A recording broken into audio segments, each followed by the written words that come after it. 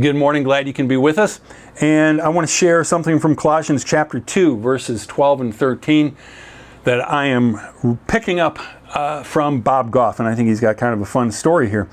As the elect of God, holy and beloved, put on tender mercies, kindness, humility, meekness, long-suffering, bearing with one another, and forgiving one another. If anyone has a complaint against another, even as Christ forgave you, so also you must forgive. I love this verse because it says, clothe yourself. I remember years and years ago, like 35 plus years ago, being at youth group.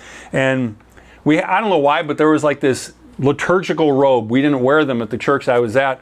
But this one night at youth group, instead of wearing a t-shirt and blue jeans, I was just like 25, 27 years old, whatever I was.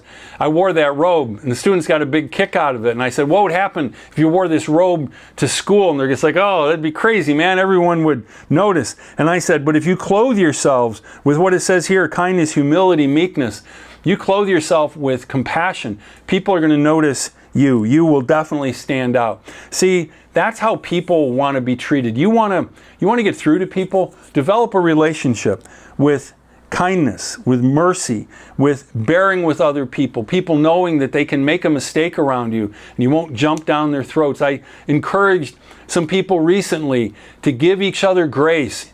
I told you're going to make mistakes, so give each other the grace.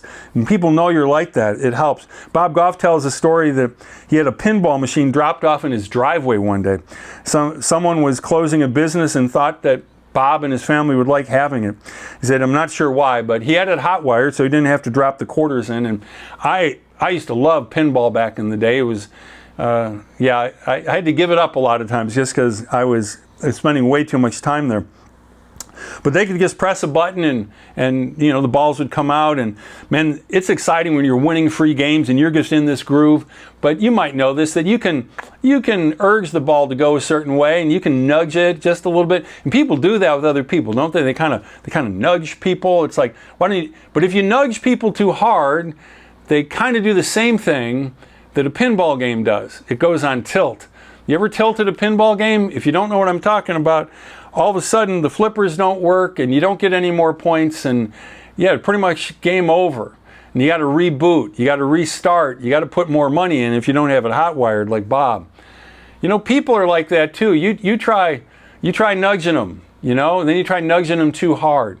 But something else I learned, this was from a man who was a mentor to me, Don Reed. And I remember he pointed out years ago, we talk about accountability in the church, and he saw the biblical term as encouragement.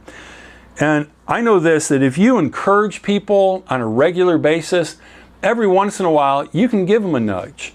You can point out something. Now, if you don't encourage them, and then you come along and you nudge them hard, they're going to go on tilt. You're going to have to wait a long time before you get another chance to give input. And you know what? I learned that with Don, because he was effusive with praise for me. He just always had positive things to say to me. But you know what? After a couple of years, every once in a while, he'd say, Paul, I think it would be better if you tried this. And you know what? I took to heart what he said. If somebody else said it, I might have gone on tilt. I might have said, thanks for sharing, and then just dropped it in the waste paper basket. But when Don said something, and I'm thinking of something right now, I still remember it. And that was probably 35 years ago. Folks, clothe yourselves with kindness, meekness, humility. Encourage other people. And then sometimes when you need to, you can give them a nudge. Don't put them on tilt. Have a great week.